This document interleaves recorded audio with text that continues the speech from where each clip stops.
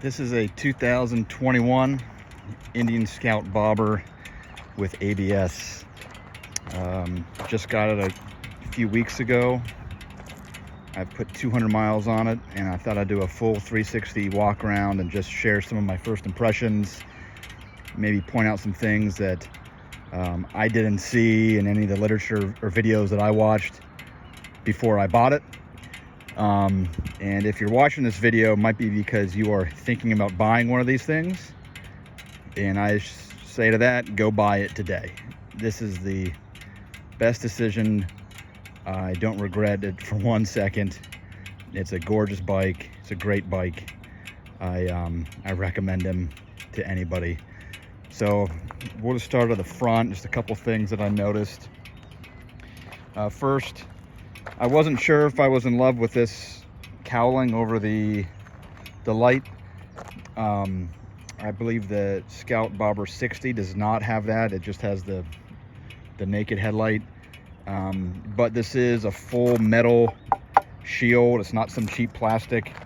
It's the same metal as the tank, and it's painted great. So now I have no issues with it. I really like the look and feel of it. The turn signals, these are LEDs. But when you,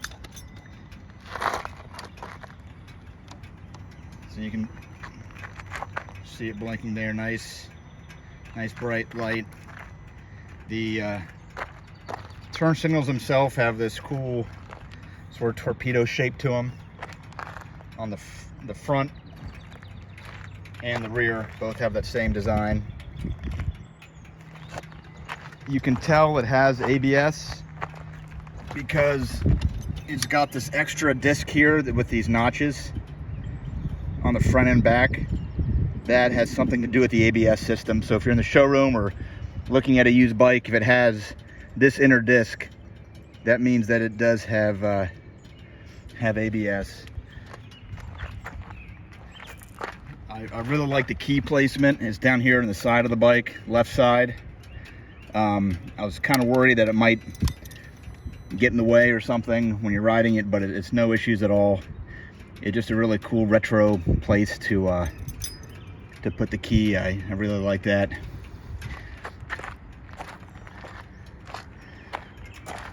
Now these drop mirrors are stock. That's how every Scout Bobber comes. But if you don't like it, you can loosen them up, take them off, and you just swap them, and that mirror can go over there vertically and vice versa. It is taking me a little bit of a learning curve to get used to having the mirrors down low like that. You're just so used to having them up here right in your field of vision. So at first it's a bigger deal, but now I really don't think about it much. I do notice they tend to get knocked around a little bit, so every so often I just have to adjust them to make sure I can still see behind me. This bike does have a USB charger port right here, so I haven't plugged anything in yet, but plug your phone, or maybe if you have riding gear that's heated, you can run it right through that. I do have the rear pegs on, so this is the dealer put this on for me when I purchased it.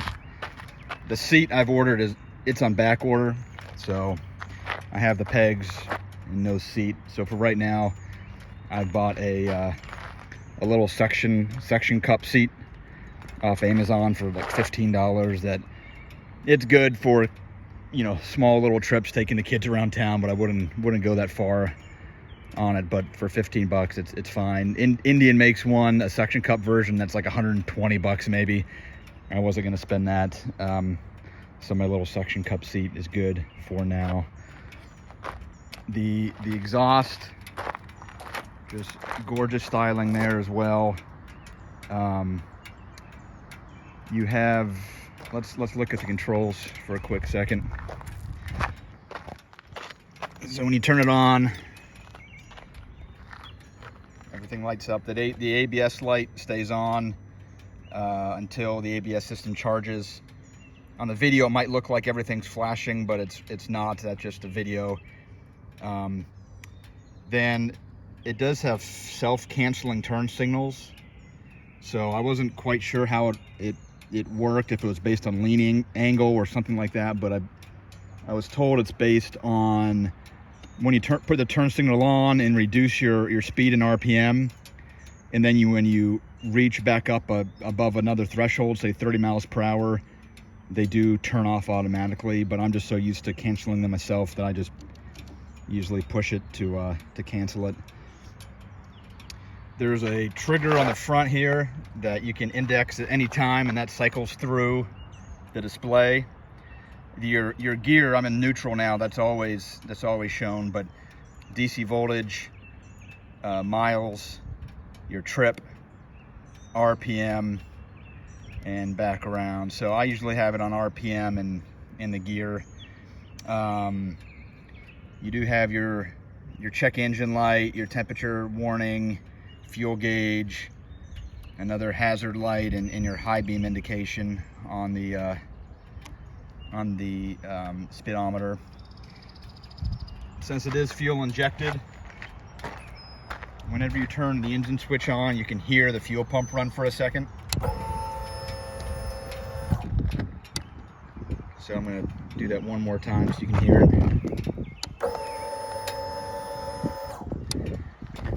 I'm told if it's ever a cold start and you just can't get it to fire up, you should cycle that on many times just to really pump a lot of fuel through the system.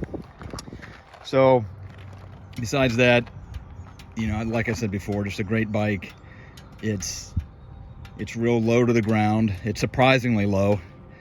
I'm 5'11", and I can definitely flat foot this thing with knees completely bent. It's got real forward controls, so it's a real comfortable riding position. 6 gears, plenty of power. Always have power in every gear that you're in, which is real nice. And the styling, once again, I mean, that's what really drew me to this bike. It's just the beautiful styling. I've got so many compliments on the styling, not only from guys that ride, but from people that know nothing about bikes. They just really appreciate the styling and think it's a gorgeous bike. So that's my 2021 Indian Scout Bobber.